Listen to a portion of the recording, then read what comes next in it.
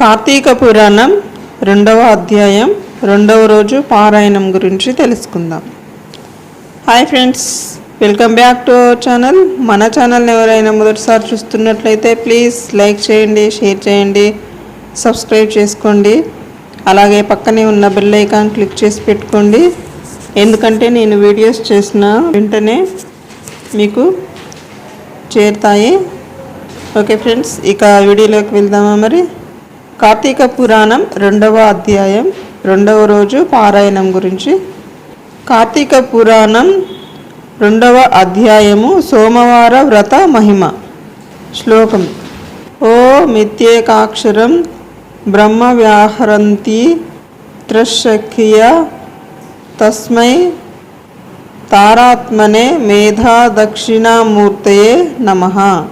జనక, ఇంతవరకు నీకు కార్తీక మాసము నందాచరించవలసిన విధి క్రమము మాత్రమే తెలియజేసి తిని. కార్తీక మాసములో సోమవార వ్రతమునకు ప్రత్యేక ప్రాముఖ్యము గలదు. కాన సోమవార వ్రత విధానమును దాని మహిమను గురించి వివరింతును, సావధానుడవై ఆలకించుము. కార్తీక మాసంలో సోమవారము శివునకు అత్యంత ప్రీతికరమైన రోజు. ఆ రోజున స్త్రీ కానీ పురుషుడు కానీ ఏ జాతి వారైనా కానీ రోజంతయు ఉపవాసముండి నదీ స్నానము చేసి తమ శక్తి కొలది దాన ధర్మములు చేసి నిష్ఠతో శివదేవునకు బిల్వపత్రములతో అభిషేకము చేసి సాయంత్రము నక్షత్ర దర్శనము చేసిన తరువాత ఆహారము భుజించవలెను. ఈ విధముగా నిష్ఠతో నుండి ఆ రాత్రి అంతయు జాగరణ చేసి పురాణ పఠన మొనరించి తెల్లవారిన తరువాత నదికి వెళ్ళి స్నానమాచరించి తిలాదానము చేసి తమ శక్తి కొలది పేదలకు అన్నదానము చేయవలెను. అటులా చేయలేని వారు కనీసము 3 బ్రాహ్మణులకైనను తృప్తిగా భోజనము పెట్టి తాము భుజించవలెను. ఉండగలిగిన వారు సోమవారం నాడు 2 పూటల భోజనము గాని ఏ విధమైన పలహారము గాని తీసుకొనకుండా ఉండుట మంచిది. ఇట్లు కార్తీక మాసమందు వచ్చు సోమవార వ్రతము చేసిన ఎడల పరమేశ్వరుడు కైలాస ప్రాప్తి కలిగించి శివ సన్నిధికి చేర్చును. భర్త లేని వితంతువు సోమవార వ్రతమును ఆచరించి శివ పూజ చేసినచో కైలాస ప్రాప్తియు, విష్ణు పూజ చేసినచో వైకుంఠ ప్రాప్తియు నొందును. దీనికి ఉదాహరణగా ఒక ఇతిహాసము కలదు. దానిని నీకు తెలియపరిచెదను, శ్రద్ధగా వినుము. కార్తీక సోమవార ఫలముచే కుక్క కైలాసమందుంట. పూర్వకాలమున కాశ్మీర దేశంలో ఒక బ్రాహ్మణుడు కలడు. అతడు పురోహిత వృత్తిని చేపట్టి తన కుటుంబమును పోషించుకుంటూ ఉండెను. అతనికి చాలా దినములకు ఒక కుమార్తె కలిగెను. ఆమె పేరు స్వాతంత్ర నిష్ఠురి. తండ్రి ఆమెను సౌరాష్ట్ర దేశీయుడగు మిత్రశర్మయ్యను సద్బ్రాహ్మణ యువకునకిచ్చి పెళ్లి చేసెను. ఆ బ్రాహ్మణ యువకుడు 4 వేదములు శాస్త్రములు అభ్యసించిన వాడైనందున సదాచార పరాయణుడై ఉండెను.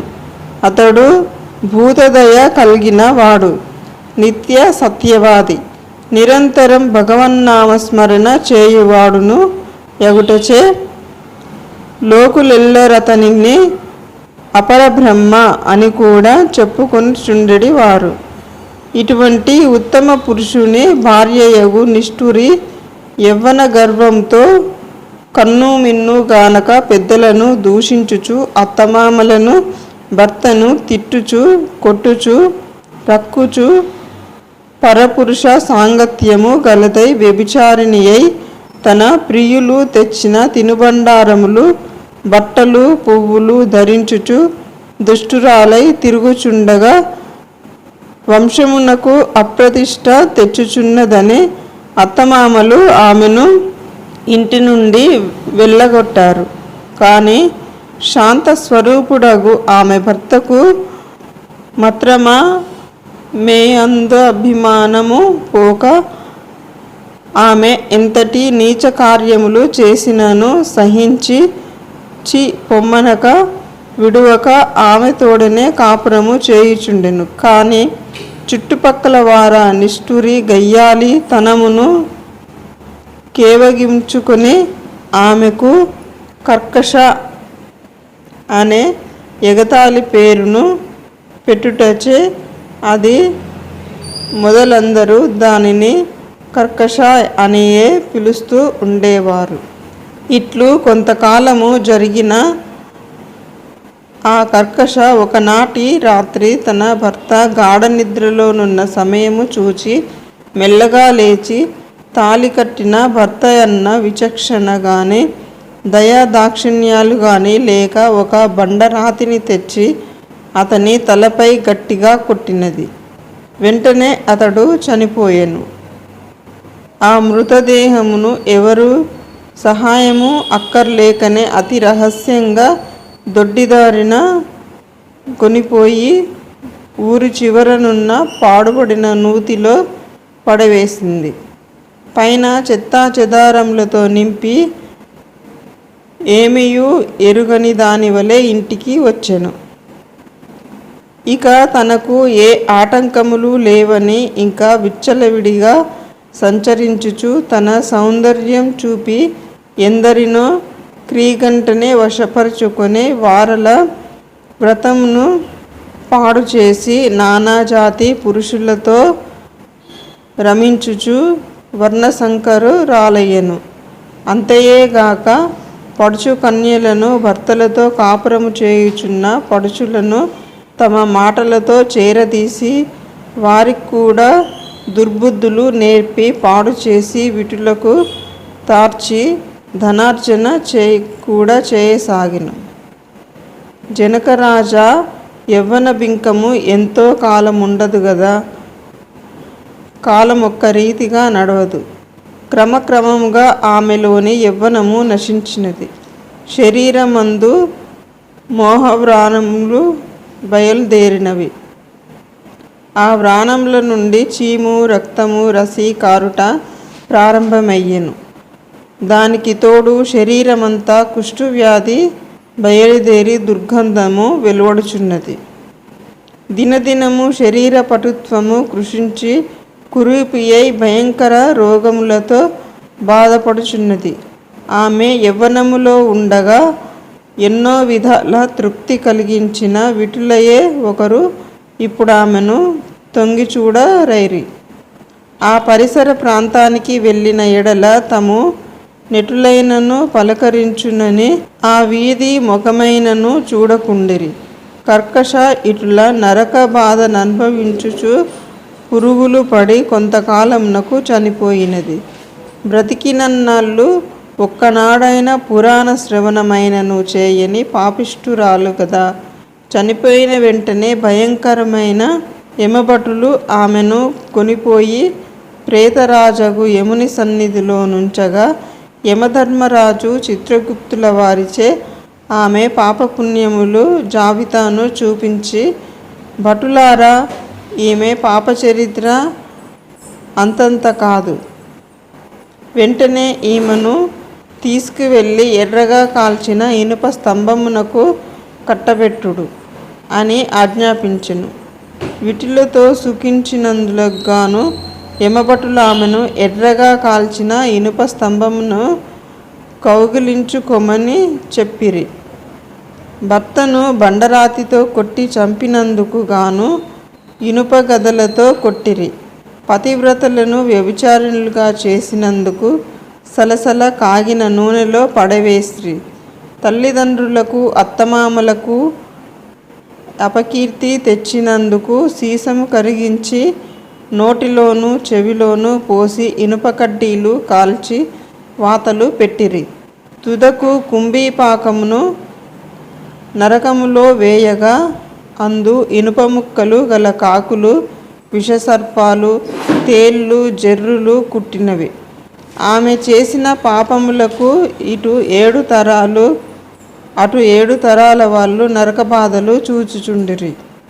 ఈ ప్రకారంగా నరకబాధలను అనుభవించి కడకు కళింగ దేశమున కుక్క జన్మమెత్తి ఆకలి బాధ పడలేక ఇల్లిల్లు తిరుగుచుండగా కర్రలతో కొట్టువారు కొట్టుచు, తిట్టువారు తిట్టుచు, తరుమువారు తరుముచుండిరి. ఇట్లుండగా ఒకానొకడొక క్షత్రియ బ్రాహ్మణుడు కార్తీక సోమవార వ్రతమాచరించి ఉపవాసముండి సాయంత్రం నక్షత్ర దర్శనము చేసి బలియన్నము నరుగుపై పెట్టి కాళ్ళు చేతులు కడుగుకొనుటకై లోనికేగిన సమయమున ఈ కుక్క వచ్చి ఆ బలియన్నమును తినెను. వ్రతనిష్ట గరిష్ఠుడైన ఆ విప్రుని పూజా విధానంనే జరిపించిన బలియన్నమగుట చేతను ఆ రోజు కార్తీక సోమవారమగుట వలనను కుక్క ఆ రోజంతయు ఉపవాసంతో ఉండుట వలనను శివపూజ పవిత్ర స్థానమైన ఆ ఇంట దొరికిన ప్రసాదము తినుట వలనను ఆ శునకమునకు జన్మాంతర జ్ఞానం ఉద్భవించెను. వెంటనే ఆ శునకము విప్రకులోత్తమ నన్ను కాపాడుము అని మొరపెట్టుకొనెను. ఆ మాటలు బ్రాహ్మణుడు ఆలకించి బయటకు వచ్చి చూడగా కుక్క తప్ప అన్యులెవరూ లేనందున లోనికేగాను మరలా రక్షింపుము రక్షింపుము అని కేకలు వినబడెను. మరలా విప్రుడు బయటికి వచ్చి ఎవరు నీవు, నీ వృత్తాంతమేమి అని ప్రశ్నించగా అంతా నా కుక్క, మహానుభావ, ఈ పుట్టుకకు వెనుక 15 జన్మముల ముందు విప్రకులాంగ నను నేను వ్యభిచారినై అగ్నిసాక్షిగా పెళ్లాడిన భర్తను చంపి వృద్ధాప్యంలో కుష్ఠురాలనై తనువు చాలించిన తరువాత యమదూతల వల్ల మహానరకం అనుభవించి నా పూర్వీకుల పుణ్యఫలము వల్ల ఈ జన్మలో కుక్కనైతిని. ఈరోజు మీరు కార్తీక సోమవార వ్రతము చేసి ఇచ్చట ఉంచిన బలియన్నము తినుట వలన నాకీ జ్ఞానోదయము కలిగినది. కావున ఓ విప్రమోత్తమ, నాకు మహోపకారంగా మీరు చేసిన కార్తీక సోమవార వ్రతఫలమొకటి ఇచ్చి నాకు మోక్షము కలిగించమని ప్రార్థించుచున్నాను అని వేడుకొనగా కార్తీక సోమవార వ్రతములో చాలా మహత్యమున్నదని గ్రహించి ఆ బ్రాహ్మణుడు ఒక సోమవారం నాటి ఫలమును ఆమెకు దారపోయగా వెంటనే ఒక పుష్పక విమానము అక్కడికి వచ్చెను. ఆమె అందరికీ వందనము చేసి అక్కడి వారందరూ చూచుచుండగానే ఆ విమానమెక్కి శివ సాన్నిధ్యంనకేగెను. వింటివా జనక మహారాజా? కావున ఈ కార్తీక సోమవారం వ్రతం ఆచరించి శివ సాన్నిధ్యమును పొందుమని వశిష్ఠునకు హితబోధ చేసి ఇంకను ఇట్లు చెప్పదొడంగిరి. ఇట్లు స్కాంద పురాణాంతర్గత వశిష్ఠ ప్రోక్త కార్తీక మహత్యమందలి 2వ అధ్యాయము 2వ రోజు పారాయణము సమాప్తం. ఓకే ఫ్రెండ్స్, ఈ వీడియో కనుక మీకు నచ్చినట్లయితే లైక్ చేయండి, షేర్ చేయండి, సబ్స్క్రైబ్ చేయండి. ఓం నమః శివాయ.